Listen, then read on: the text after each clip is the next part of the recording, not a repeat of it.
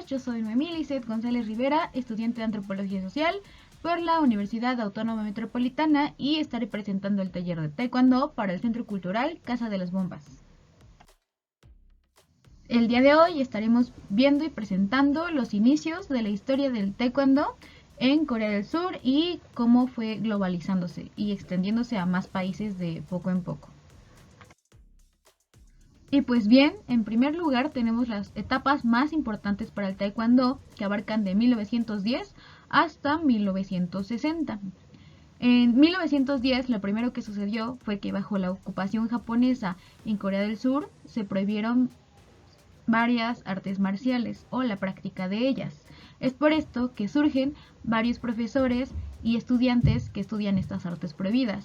Uno de ellos fue Choi, que estudia caligrafía con Han Il-do. Otro de ellos es Hwan Ki, que conoce el Taekyo y el Subak alrededor de 1936 y 1945. En 1937, Hong Hee Choi es enviado a Kioto para fomentar su educación. En 1943, Japón levanta la prohibición de estas artes marciales y se vuelven más populares.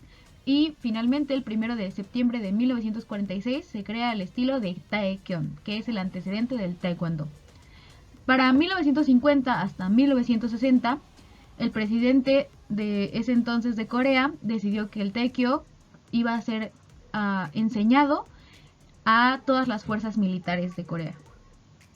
Después, el primer nombre que se eligió para esta arte marcial, el Taekwondo, fue de Tae So Do, el arte de la mano china, aunque se cambió más tarde por Taekwondo. Y finalmente, el 14 de septiembre de 1961, se funda la Asociación Coreana de Taekwondo. Y bueno, tras ver esta pequeña línea del tiempo pasada, podemos pasar a ver más detalladamente las etapas del Taekwondo desde sus inicios. Uno de los más importantes es lo que pasó en 1910. Como ya habíamos visto, bajo la ocupación japonesa hubo una prohibición de prácticas de artes marciales dentro de Corea. Dentro de Corea existían dos formas de lucha muy populares, que es el Sirum, que es una lucha tradicional coreana, y el Taekyon. Este fue totalmente prohibido durante la ocupación, por lo que el Subak y el Taekyon son practicados en secreto por grupos muy reducidos de alumnos y también de profesores, que van de boca en boca. Entonces, tras lo que vimos, podemos ver a los principales difusores, que eran los profesores y los alumnos que estudiaban el Taekyo o el Taekwondo de manera secreta. Uno de los primeros es Choi, que es el primer presidente de la Asociación Coreana de Taekwondo, y como ya vimos que estudió caligrafía con Han Il-dong en 1930. Este es quien le introduce los conocimientos del Taekyon. Luego tenemos a Hwan Ki. Él es el futuro fundador del Tang Soo Do. Conoce el Taekyo y el Subak en 1933 a través de estudiar los métodos de la escuela de Tiang y trabaja hasta 1945 en la combinación de ambos estilos. Después tenemos a Hong Hee Choi, que es enviado a Kioto alrededor de 1937 para fomentar su educación, formarla, y es aquí donde conoce al señor Kim, que es un maestro coreano del que aprende karate Shotokan. Cada una de estas son artes marciales diferentes, diversas, que al final se combinan para convertirse en lo que ahora es el Taekwondo. Después de ver la línea del tiempo pasada, ya sabemos que otra de las etapas más importantes para el Taekwondo se dio alrededor de 1945 hasta 1960. Aquí nos situamos después de la Segunda Guerra Mundial, donde los principales difusores del Taekyon fueron los maestros Kim Ho-sik y Song Dok-ki.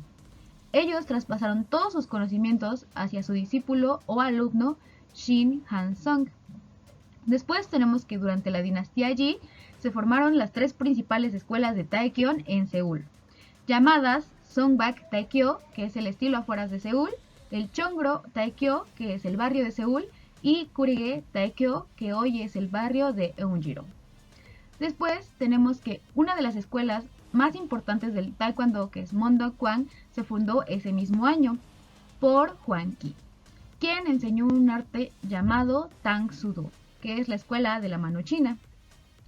Después, la tercera escuela fundada fue Yun Muk Kwan, que fue fundada por John Kwe Piang. Y finalmente tenemos que el 1 de septiembre de 1946 se creó el estilo del Taekyon oficial. Dentro de esta misma etapa tenemos que la Asociación Coreana de Judo se formó en 1945 y 1946. ¿Por qué esto es importante para el Taekyon y el Taekwondo? Pues dentro de estas escuelas es donde se comienza a enseñar Taekyon, o como algunos lo denominaban en ese entonces, karate coreano. También se comenzó a enseñar a las tropas en Gwangju. Alrededor de 1952, el presidente de ese entonces, tras presenciar una demostración, decide que se comience a enseñar el Taekyon a todas las fuerzas militares. Después de la guerra aparecieron 3 escuelas más. En 1953 hasta el 54, Gae Byung-jung fundó la Jido-kwang. Posteriormente, Byung-chik-ro funda la escuela Songmong-kwang y Hong-hee-choi la Odo-kwang con la ayuda de Tae-hi-nam. Siguiendo la misma línea del tiempo del inicio, pasamos a otra de las etapas del Taekwondo que se dio a través de 1955. Aquí vemos que el primer paso para la unificación de las distintas escuelas de las artes marciales coreanas se dio el 11 de abril de 1955. La mayoría de los estilos se asociaron para crear el único nombre que identificara a todas aquellas escuelas que eran conocidas en Occidente como karate coreano. El primer nombre que se eligió para estas fue el de Tae Soo Do, el arte de la mano china, como ya habíamos visto con Huang Qi, aunque se cambió en 1957 por el de Taekwondo, nombre más parecido al antiguo Taekyo. Y bueno, por el día de hoy solo vimos como los inicios del Taekyon, que más tarde se convirtió en Taekwondo, sus primeros difusores, cómo surgió, la prohibición, cómo se estableció poco a poco hasta tener un nombre propio. Y pues todavía hay un poco más de historia que contar acerca de esto, que estaremos viendo más adelante. Recordamos que los videos son un poco más teóricos que prácticos. Y pues eso sería todo por mi parte. Los esperamos en el taller de Taekwondo muy pronto. Aquí dejo mi información de contacto para los que quieran inscribirse.